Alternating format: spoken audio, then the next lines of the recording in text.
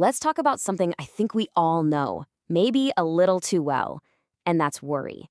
I'm not talking about the, oh, did I forget to lock the door kind of worry. I mean that deep, heavy, in your bones kind of worry that just sticks to you. It's a battle so many of us are fighting, and today we're going to look at a way to find a little bit of breathing room, a little peace right in the middle of all of it. You know that feeling, right? Ugh, the 3 a.m. worry. The house is completely silent, the whole world is asleep, but your mind is just on fire. It's racing. That's the kind of worry we're talking about, the kind that feels incredibly lonely and just huge. Yeah, it's that one. The one that makes your chest feel tight. The one that keeps you staring at the ceiling, just replaying that one question over and over again. How am I possibly going to make this work? Whether it's about finances, your family, your health, that question can just echo, can it? Now, right into that very real, very raw feeling, Jesus speaks these words from the book of Matthew. And I'm going to be honest, at first glance, this can land a little flat. It can almost sound like he's just saying, oh, just stop worrying, like he's dismissing how real our problems are. But I promise you, if you hang with me here, there is so much profound hope and real comfort packed into these words. So let's really get into this because context is absolutely everything. To understand what Jesus is really getting at, we have to know who he was talking to. These words weren't just spoken into a vacuum. The people listening to Jesus, they weren't worried about their 401ks or if they could afford a vacation. They were day laborers, farmers, fishermen, people who literally did not know if they would have food for their families the next day. This was life or death, survival level anxiety. So when Jesus says, don't worry about what you'll eat or wear, he is speaking directly into the heart of their deepest, most terrifying fears. And that makes his words incredibly relevant to our biggest stresses, doesn't it? The rent, the medical bills, keeping our jobs. He gets it. You know, right before Jesus tells us not to worry, he gives us the diagnosis for why we worry. He says this, you cannot serve both God and money. He's basically saying our anxiety comes from trying to have two different gods. We're trying to get our ultimate security from two different sources. We say we trust God, but man, we are white-knuckling our bank accounts as if everything, our very survival, depends on us and us alone. And this is so cool. The original Greek word that's translated as worry here is merimnao. And what it really means is to have a divided mind, to be pulled in two different directions. So you see, Jesus isn't saying don't plan or don't have a budget. He's not talking about being irresponsible. He's talking about that soul-deep anxiety that literally tears our focus and our hearts in two. And then Jesus paints this beautiful picture. He says, hey, look at the birds. Think about the wildflowers. His point isn't to say your student loan bill isn't real. Of course it is.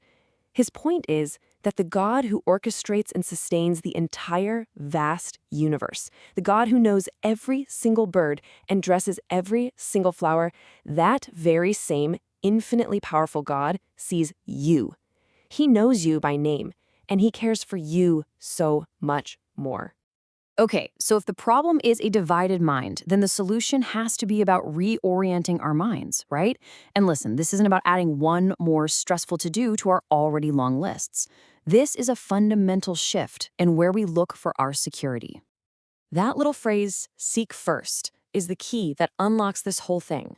And notice, it doesn't say seek only. It's about what comes first. It's about deciding what your number one ultimate pursuit is going to be. It's asking, where am I putting my ultimate trust? Is it in God and his ways, or is it in my own ability to control everything? So what does this actually look like day to day? Well, it's practical. It means when you wake up, before the worry has a chance to grab you, you take a breath and ask, okay, God, what honors you today? When you have a big decision to make, the first question isn't just what's best for me, but what is the right thing to do here? It's about intentionally putting God back in the driver's seat and kicking fear into the back. Okay, can we just pause for a second? I want to have some real talk here. Because I know that for some of us, the situation is genuinely, objectively hard. You're not worrying for no reason. You're worrying because the diagnosis is scary, or the bank account is empty, or the relationship is broken. Your worry makes sense. Please, please hear this in your heart. Jesus is not minimizing your pain. He's not telling you to just put on a happy face. He is sitting with you in your pain, and he's gently whispering, I know this is big, I know this hurts, but I am bigger. And the peace that he offers us, it isn't always the absence of the problem. Sometimes the peace he gives is his presence with us in the middle of the problem. It's not the promise that the storm will instantly stop, it's the promise that he is in the boat with us and we are not going down. So, how in the world do we start to do this when the worry feels like it's screaming in our ears? Let's make it super practical. Here's a simple 4-step path to start actively seeking him first. First, name it. Don't let it be this big, vague cloud of anxiety. Get specific. Is it the car payment? Name it. Step 2, bring that specific thing to God. Turn all that swirling, stressful energy into a conversation with him. Step 3, make just one small choice today to seek him first. Maybe it's reading a verse before you check your email. Maybe it's choosing honesty when fear tells you to fudge the numbers. Just one thing. And finally, step 4, actively choose to lean into the promise of respond to a clauda. And that brings us right to the very end of this verse. And honestly, this is the part that takes my breath away every time. After all of this, Jesus doesn't just leave us with a command. He leaves us with an anchor.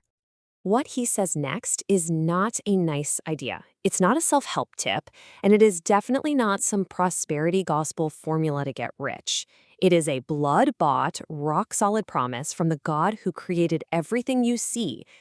He says, if you will reorient your heart, if you will put him in his ways first, then all these things, all the things you are worried sick about, the food, the clothes, the basic needs of life, they will be taken care of.